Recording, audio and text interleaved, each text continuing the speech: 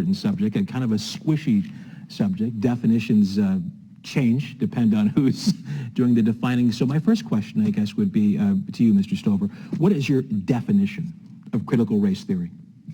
Well, a definition of critical race, as far as I and our organization is concerned, Russ, has to do with what is we see being taught primarily in the public schools now, and it's a very divisional term where you have those that are white being told that in many cases they should be considered the oppressor. They were born with white privilege. And when you look at those that are black or brown colored, they are considered to be the oppressed. And this is the concern that we have. Of course, as we know, critical race, and I know Dr. Jeffries knows this better than I, that this came around in 1980s at the college level by Dr. Bell, and this is something that they've decided now across the country to start bringing into the public school systems. Well, Dr. Jeffries, let me ask you, what is your definition of critical race theory? Well, here we're into the squishiness. Because, as was pointed out, critical race theory is a framework that emanates out of law schools, a way of seeing and understanding America's past and America's present. It is simply saying that you have to take race and racism seriously as factors and forces in shaping the contours of the lives of all American people, and consider the ways in which it intersects with other identities, with people's gender identity, with sex and the like. And so, contrary to what many people have said, that this is somehow promoting one race over another, it actually is doing just the opposite. It's saying that race itself as an idea, as a construct, actually isn't real, but racism is real, and we have to take that very seriously if we want to make sense of the world in which we live. Mr. Stover, what's your reaction to that? You know, it may surprise you to know, Russ, that I had an opportunity to take a look at a few of Dr. Jeffries' YouTube videos. And I have no problem at all when it comes to hard history. I really don't. As long as the history is being told. That's the main thing, is that it's being told properly, and it is true history. But to look at children, to basically state to them that based upon the color of your skin, we are now going to determine who is going to be, as I mentioned before, the oppressed and the oppressor. You know, it was, I believe, August of ’63 when Dr. Martin Luther King basically said that we need to judge those on the character of their being, of their personhood. The content of their character. It's a great theory. It certainly is, but let me ask you, give me an example of something that you think is out of bounds that you say is being taught in schools right now. Well, I would say this. CRT was promoted by the State Board, Resolution 20 by the State Board of Education passed this last year, and I did not bring it here for this interview, but I did provide you a copy. And that's something that not all members, but out of the 19 members that serve on the State Board, I believe it was 14 or 15 that voted in favor of it. Talks about white privilege and all those terms that are certainly concerning not only to myself, but then also to those that have children in the public school system, as well as those that are non-white. I mean, I think I sent you a couple of videos that have to do with blacks throughout the entire country that are speaking out against critical race theory because it's divisive. Yeah. And that's the concern that I have. Is there something specific, you've great examples there, is something specific that you've seen taught in a school district that you think is just totally out of bounds? You know, when you look at the videos that we have on our website, Russ, many people come to us throughout the entire state regarding things that they have found in the schools, and the one that, once again, that I'm mentioning here is you look at the Mad River School District, and I like to give you this quote because this is certainly concerning and alarming. But it was stated by a teacher that, a white teacher, "I'm ashamed of my white privileged skin, ashamed of my white brothers and sisters with their small minds killing my innocent brothers and sisters because of color." And this is something that should not be taught to our children. We need to be bringing people together, not attempting to divide them apart. And when we look at the term white privilege, Dr. Jeffries, being and I did also happen to catch your video when you visited the home of James Madison. Very, very interesting video. Going back to hard history, something that I support. But when it comes to teaching children these type of divisive terms, this is something that I, along with many people in the state of Ohio, are concerned with. Professor Jeffries, your response to that? Well, what some people would consider divisive, academics would consider points of understanding. I think it is clear and obvious throughout the country that K through 12 schools are not teaching critical race theory. That is an academic framework for understanding the world that is literally not in the public school system. But that doesn't mean that race and racism and understanding it is not being taught and should not be taught in the classroom. But when we think about how that is framed in those conversations, nobody's telling little white kids that they ought to be ashamed of themselves or hold and harbor shame for things in the past. But they are saying you have to understand how we all got here, the role of race in society, why our schools and their composition look the way they do. These are critical things to helping students understand the past and the present. It's not about creating shame. It's about creating understanding for the world in which we live. Mr. Stover, do you think that kids should be told the perspective of the impact of race in America?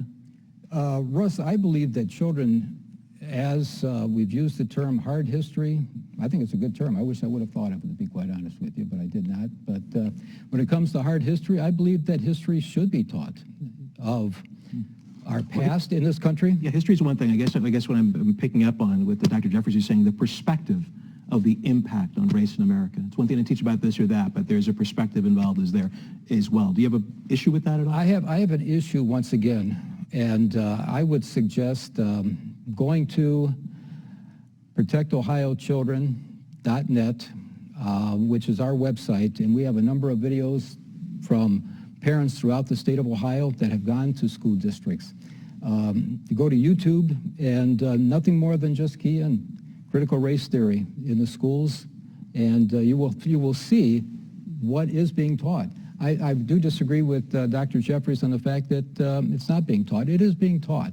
And you even have had the National Education Association head basically say, look, we'll defend any teacher that decides that they're going to teach it. We have had, I believe it's 5 to 6 states in this country that have already passed legislation. In the state of Ohio, we have House Bill 327 that is currently in committee.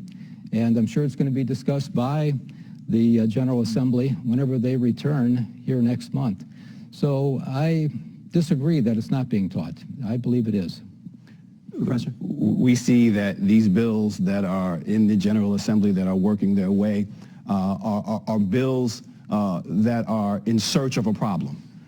This copycat legislation that we have seen popping up around the country. And so I don't think we can point to the legislation and say because there are bills in the Assembly that there's evidence that there's actually a problem.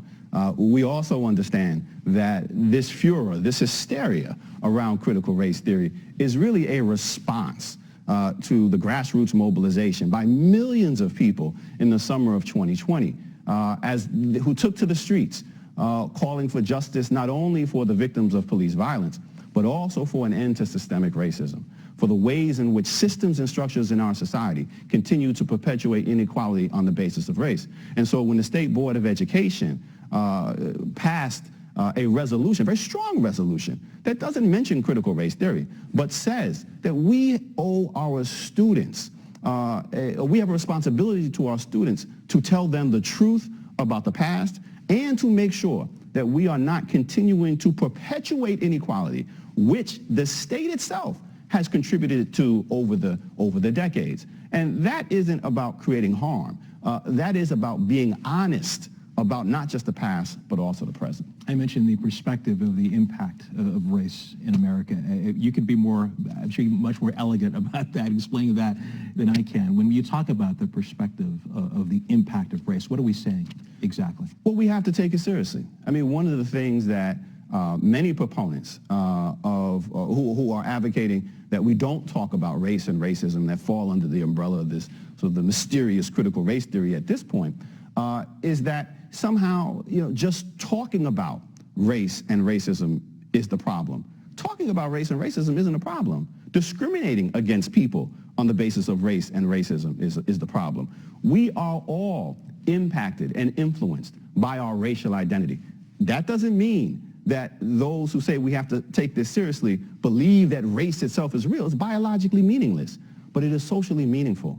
And at the same time, it is also culturally relevant because it reflects, we use it in America as a stand-in for cultural ancestry and cultural heritage. And so when we fall into the colorblind trap and pretend as though we don't see race, pretend as though race doesn't continue to inform our lives and hasn't informed our lives coming up until this point, then as a person of color, as an African American, what you're actually saying to me is you don't see me. Because you're saying that my experiences, my parents' experience, my grandparents' experience somehow don't continue to inform who I am today. So we have to take race seriously if we want to treat each other as human beings, if we want to take each other's experiences as serious in informing how they live their lives and walk through the world. Mr. Stover, do you have a problem with what the professor just said? No, not at all in many respects. I believe that we need to be concerned with everyone's past. We need to take it seriously. One of the videos of Dr. Jeffries that I have to admit I was a little concerned with was the Southeast Ohioan white drinking motor oil. I know it was a joke, but I would say this, that, I found it to be rather troubling, only from the perspective, Doctor, that I myself, my father grew up in the 30s in Appalachia, West Virginia, very, very poor. Many, many times he didn't have a bite to eat before going to bed, and did not have running water in his home, did not have indoor plumbing, etc. So I can appreciate that, and as a young boy I saw that. So no, I agree with the doctor. I think that we need to appreciate, and we need to have these discussions. I am just concerned, once again, when it comes to what we see in the schools, and I disagree 100% with Dr. Jeffries as relates to what is being taught, because we have had parents contact us. The videos are out there where, and we've seen them, some of us have seen quite a few. I have, Russ, and it's troubling. It really is. Whenever you have a black gentleman with the video that I sent to you, basically standing up at a school board meeting and saying, I have a concern with what you're teaching my children. My children's mother is sitting in the back, and she's white. And you're causing division here in our own household regarding some of the things that you're teaching my child.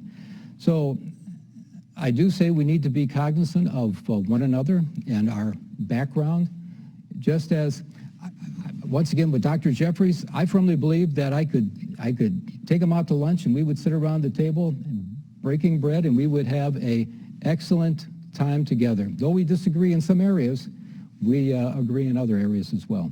Yeah, of course. I have not seen the motor oil video. I don't know. Is that something? No, let me explain. Okay. Here we were talking about, I was trying to explain white privilege, okay. and which is one of these so-called divisive topics, right? Divisive issues when people talk about white privilege. I see it and others see it as white privilege as being something real. But it's called white privilege. It's not called white guarantee. If you are a white person in America, you are not guaranteed to be successful. You are not guaranteed to be wealthy. We know historically that white folk have been catching heck throughout the history of this nation. We understand that. But the privilege aspect is that if you are white, you have the privilege of not having to deal with certain obstacles because you are black or brown, because you are African American. So that doesn't mean that if you grew up poor in Southeast Ohio or you grew up working class poor in New York City, that you were guaranteed to be successful. But it does mean that there were certain privileges inherent to you solely because of your skin color, things that you didn't have to do. You could walk into a bank. You weren't guaranteed to get the loan, but you were guaranteed to get a hearing. If you were black, you could walk into that same bank and you had no choice. There was no hope for you whatsoever. That, I think, is the difference. And we have to own that. We have to realize and recognize that still plays a legacy. Where you could buy a home, who could buy a home, still influences who lives in our neighborhoods today. That's the privilege aspect. And that's not about blame. That's not about putting shame on anybody. That's just saying, hey, this is the way America has been built, the way America has been shaped. And we need to own that so that we can move forward together. But we can't move forward together unless we are honest about how we got here in the first place. Mr. Stover, do you think that white privilege exists in this country? Interesting question. I would say that at one time I would state 100% that it existed. Today, I don't see white privilege being as pronounced as Dr. Jeffries. Now, when you have discrimination, I mean, we could start looking at different nationalities that could be here today, whether it be the Irish, et cetera, that would say, you know what, there was a time when I was discriminated against whenever I came to this country. I feel strongly that in some respects that there are other nationalities that have been discriminated against. You know, I look at my grandfather. My grandfather was paid, when he worked in the mines in West Virginia, he was paid in script. And many people I talk to, they have no idea what script is. You've heard of the company store? Well, he was involved with what I would consider to be economic discrimination because of the fact that that was the way that he was treated. So I don't agree with it as being the systemic racism that Dr. Jeffries, I know, from what it appears that he embraces. But I do believe that it's there, and it's something that we need to continue to work on. I don't disagree with that, and I believe that we need to deal with history in the classroom, and if it's a hard history, I found it fascinating, James Madison, that segment. I really did. I mean, because there were a few things in there that I did not know about regarding James Madison and his home and the bricks. As you said, run your fingers along the bricks here. And the children were making the bricks, black children. Well, let me, when you say hard history, let me use a term that we use in TV. Just the facts, ma'am? Just the facts, no perspective? Is that what you're saying? I would say that. You know, I look at some of the history of our country. One of the greatest historians I feel that we have today in our country, and unfortunately, even our own State Board of Education really did not want to hear from him. And I found it to be quite appalling, is Wall Builders founder David Barton. David Barton, and the book that I provided you earlier regarding Bulletproof George Washington, never knew that story. Never knew that story in high school, junior high, elementary. It was never told. And those are some of the hard history lessons that we need to learn relative to George Washington and the divine providence that God put his hand upon him in that battle in 1757. But again, I just want to make sure I understand this correctly. When you say hard history, you're saying teach kids just the facts. No perspective. This is what happened. End of story. Absolutely. I have no problem at all with that. Professor? Well, I consider hard history to be those aspects of our past that make us uncomfortable in the present. You know, when we think about the founders, and their relationship to the institution of slavery and their embedding into our legal framework from the very beginning, protections for the institution of slavery. We don't want to talk about that because it makes us uncomfortable in the present. So these are facts that we need to discuss, that we need to make sure our students are able to wrap their minds around, that there was a yawning gap between all men are created equal written down and the efforts to preserve and maintain the institution of slavery almost for another century.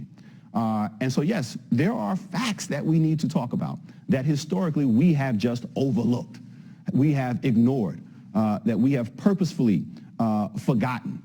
And my fear with the movement that we have now falling under this anti-critical race theory umbrella is that it will have a chilling effect on teachers. Whether or not that legislation passes or not, it will have a chilling effect because they won't know what to do.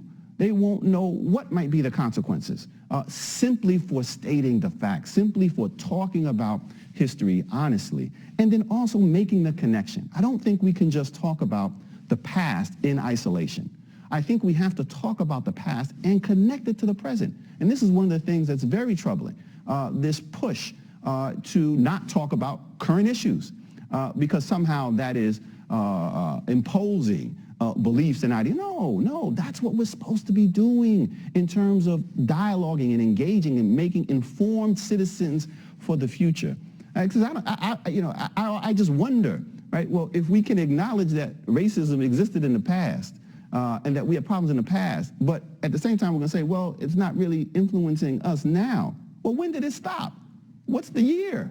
When's that moment? Because I missed that in class and in the present. And so I think it's hard to pinpoint because it didn't.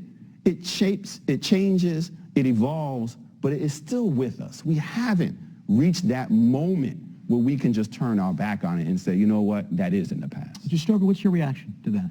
You know, once again, I would say that to a great deal, I agree. I mean, but here's once again where I believe we're drawing a line, and I'm not speaking for Dr. Jeffries. I draw the line when it comes to, once again, the classroom, especially in the primary education, especially, but all through, K through 12, is whenever we want to start looking at, once again, one race against another. I mean, I've heard it said in the classroom that you won the lottery when you were born white. That's a quote. You won the lottery. And that's being stated to children. When you say it's being stated, is this being stated in many classrooms across the country? Or specific examples you're talking about, or is this something that's prevalent throughout school districts? All I know is the parents that contact us and contact our organization. We've put a heat map that's out there now for people in the state of Ohio, so that if we get a tip on something, whatever it might be, whether it's in the classroom, material, whatever it might be, then we will in fact put it out there on our heat map. I mean, once again, there are many, many concerns that parents have, not only white parents, but black parents as well, and those of color. They contact us and they say, this is just not right, what is being taught. And many times, I mean, you take a look at some of the videos in Beechwood. We had a school board meeting in which it was taped, and I would say probably 35-40% of those that came up to speak were those of color, and said, you know what, this is a problem. This is a problem, what you're teaching our children. So I agree that racism exists. We need to continue to do what we can, but that's racism as it relates to all people. I mean, we need to teach our children. Just because somebody is, Billy over here is, weighs 50, 60, 70 pounds more than what he should, and he's morbidly obese for his age, we need to make sure that, look, we don't discriminate against Billy in the classroom. So there's a number of different things that when it comes to discrimination that we need to be cognizant of, we need to teach our children, but we certainly don't want to be looking at pitting one race against the other. Let me move on for a second, but let me just kind of throw something out there and just so I can kind of understand it a little better. I hear what both of you are saying, but let's take an issue like slavery, a hard fact. Slavery existed, in this country. Do you have a problem with the issue of the impact of slavery, the effect of slavery being taught? I feel that it should be taught all the way up from the beginning up until 1865. I feel the decision of the Southern Court regarding Dred Scott should be taught. I firmly believe that if I was living during that time, that I would have been part of the Underground Railroad and part of the abolitionist movement, because any type of slavery is wrong, period. So I firmly agree that slavery being taught, you're cool with. Absolutely. But the impact of slavery after 1865, you've got a problem with. Well, no. I'm not even saying afterwards, because once again, we're still dealing with, as I believe this is the area that Dr. Jeffries and I would agree, that we still have a certain type of racism that takes place within our society. But it's how we present it. That's the important element here. Extremely important is how it's presented. We don't want to pit one race against the other, especially when you start talking about small children, because you can't look at the white children in the class and have a teacher stand up and say, those of you that are white, you were born privileged. Those that are not, you were not born privileged. That's just not the way that we should be teaching our children. So again, just so I understand it, if a teacher says to a student that there was an impact of slavery, black people suffered because of slavery, here's how, 1, 2, 3, 4, 5, go down the line, you're okay with that? Absolutely. If it's history, I have no problem at all with it. Absolutely. Let me throw the word equity out, and another squishy term these days. What does equity mean to you, Mr. Stover? Equality and equity, two different things, two separate things. I believe 100% in equality. I embrace equality. When it comes to equity, I do have a concern there. I tell you why, okay? Whenever I was playing basketball in high school, I was, though 6 feet, I was a short white guy, okay? And that goes without saying. I did not look to the coach, or I did not look to the school district, the athletic director, to remedy that and see to it that we had all 6 foot, of whatever color playing on our team. The equality, when you look at it, everyone has an opportunity. But our society should not specifically direct outcomes that are going to be for all. It was just reported about the Stowe school district, and in the math department, one of the teachers decided that we're going to have to do away with some of the testing. This was reported in the Akron Beacon Journal just this past year. We have to do away with some of the testing because what we find, our Asian and white children are doing better than those of color. And we need to bring the standards down so that we have an equitable playing field when it comes to math. So those are areas that I see the difference between equity and equality. Professor, what's the definition of equity in your mind? Well, I think you have to put it in conversation with equality. I believe in equality as well, and I think that's a point of a common ground. But I don't think we can profess to believe in equality and not be willing to engage and create and support programs that will lead to equity. See, the equity is the programmatic side of equality. It's how can you create equality if we're on this uneven playing field. It is not enough simply to look at a population, any group, doesn't matter, whether you're talking about African Americans, people of color, whether you're talking about poor white folks somewhere in America, and say, okay, now we're just everybody's equal, right? We're just gonna do the same things, right? And folk don't have the resources necessary to get them to that equal level. And so I don't think we can actually have equality without doing the programs that are necessary to have equity. Now, the sports analogy I get, I like basketball too, and I wasn't 6 feet, right? But we're talking about life outcomes here, right? We're not just talking about a sports game, right? I mean, this is really life and death for a lot of folk. And if we accept, and this is where I think we have to go back to sort of when is that moment where things change? If we accept that there historically has been disadvantage based upon race, disadvantage based upon class, disadvantage based upon gender, and creating opportunities for some that others weren't, then at a certain point we have to say, okay, even if we've erased the bias in our own individual minds, if we still have created this uneven playing field up until this point, what are we going to do about it so that we don't lose another generation? And I don't think that's divisive. I don't think that's putting anybody against each other. This isn't a zero-sum game. This is America. We're the wealthiest country in the world, right? We can do what we want and still have enough for everybody. When Mr. Stover uses the word divisive, as you just used, what goes through your head? What are you thinking about when you hear that word? I think the term itself is divisive, right? Because talking about these issues, I don't think is divisive at all. I think it's healthy in a democratic society to talk about the things that have created problems in the past and in the present. I think these are exactly the difficult, uncomfortable conversations that we need to be leaning into so that we can move past them. We can't move past them. We can't address them unless we have an honest conversation about them. And I think too much of it sort of falls under this, the term divisive. What's divisive? I mean, this is America. Look, American history is divisive, right? I mean, we look at the way African Americans were treated. We look at the way women were treated. We look at the way Native Americans. We look at the way immigrants have been treated all the time. That's divisive.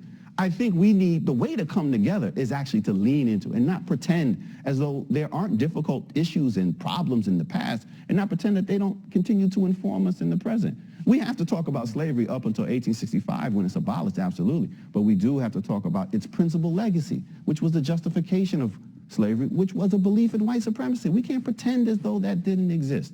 We have to teach and talk about it. Mr. Stover?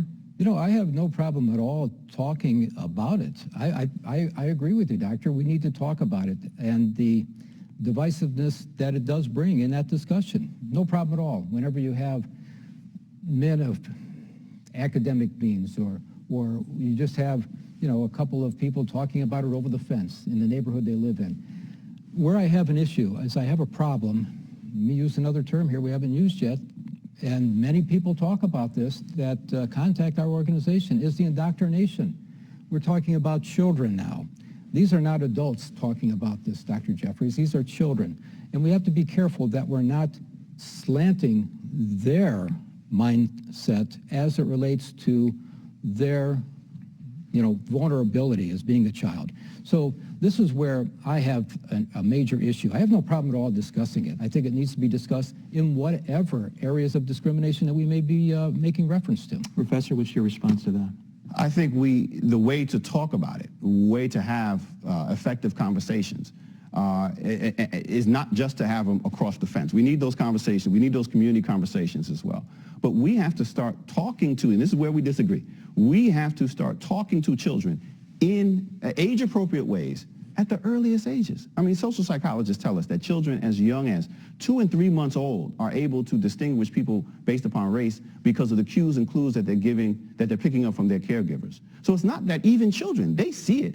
And by 4 and 5, they're picking up they're associating certain beliefs and behaviors with race. And so we're pretending that they don't when they actually do.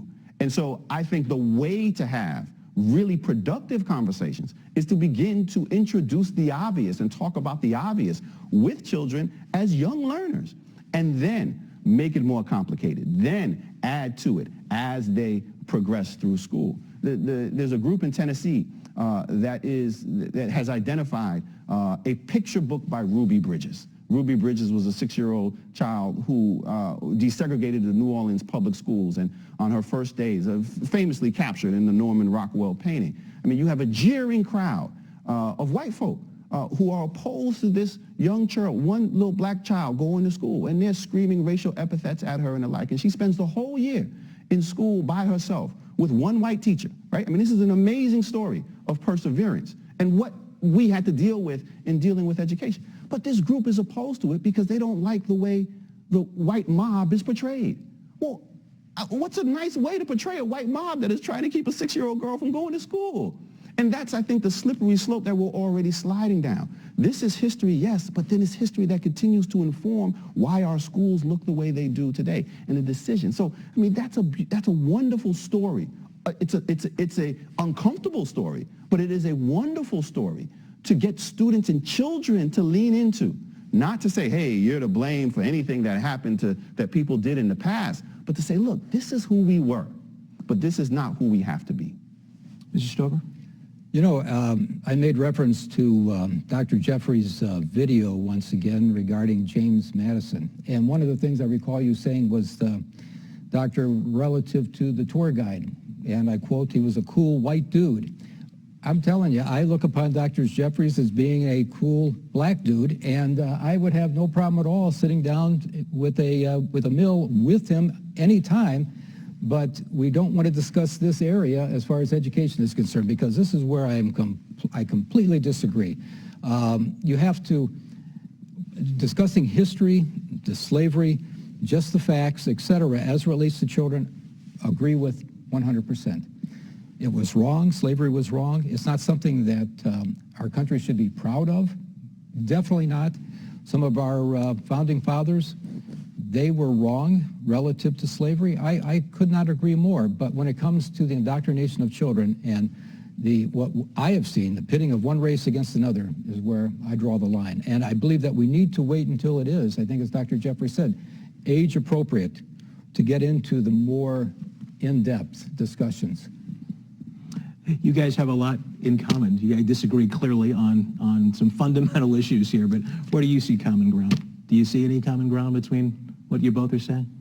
I think we may disagree on what needs to be taught and how early, but I would like to think that we're all concerned about children. We're all concerned about this country, and because we're leaving it to them. I mean, the children inherit the future. They inherit this country. My concern is that we're not preparing them adequately to deal with the problems that we haven't solved ourselves unless we talk honestly, not late in the game, but even early in the game, so that they are adequately prepared. And I think if we center the kids, that maybe we can have these conversations and build from there going forward. But I don't think it's in the best interest of young people, of children, of this next generation, if we withhold these difficult conversations, because we know that it didn't serve us very well. We have a long history of public education indoctrination, but it's not from those who are saying we have to talk about race and racism. It's from those like the Daughters of the Confederacy who for decades censored what was taught in the classrooms and went into textbooks in America. So we know what it is. We know what it looks like. And I would just respectfully disagree that this ain't that. Mr. Stover? You know, I attended high school from 1971 to 74 on the near west side of Cleveland, and went to Lincoln West High School. And we were as racially mixed as you will find any high school. When we were attending high school, you know, I have to admit, I looked upon it as I think many of my classmates looked upon dealing with those of the opposite race. I had extremely good friends that were black, extremely good friends that were Latino, Puerto Rican, etc. And the words of Jesus, when he said, love thy neighbor as thyself. That was something that I think most of us looked at and we said, yes, that's what we need to do. We need to be teaching our children that, you know, we need to count others and esteem them higher, as the scripture states, than we do ourselves. And I think this is something that we need to be teaching our children in the early ages, in the early grades in our public schools. And I guess the real question, Russ and Dr. Jeffries, comes down to this, in my mind. Who ultimately has the right to see that their children are educated in what they are taught? And if we believe that it's the state, which I do not, or the federal government, as far as the programs that they put in place, but I believe it's the parents. And I believe the parents, based upon their value that they want to see ascribed into their children, they ultimately have that right. And this is why we see many parents, they're going to homeschooling, they're going to private school, going to Christian school when it comes to the education of their children. You get the last word here on this one, Professor. I think we have to be very careful when we talk about legislating what is taught in the classroom, because this proposed legislation has real-world consequences, not only for teachers, and myself included as a state employee at The Ohio State University, and infringing upon academic freedom for what I can teach students who come through, but then also the potential chilling effect that it can have on what teachers teach in the classroom, which inevitably will impact our children. You know, in a very real way, I think this hysteria around this topic is politically driven, and it's unfortunate because the people who are paying the ultimate cost for this politics is our children, and the children shouldn't be tossed around like a political football. We should all rally around the idea of making sure they receive the education that they deserve, that equips them to deal with the issues in the present and prepares them to deal with the issues in the future. Do me a favor, when you do sit down for that meal, please invite me, because I'd like to be there for that. An interesting conversation. You know what? I will make sure that I pay for that meal. Thank you both so much. Thank you. Thank you. Appreciate Thank it. you.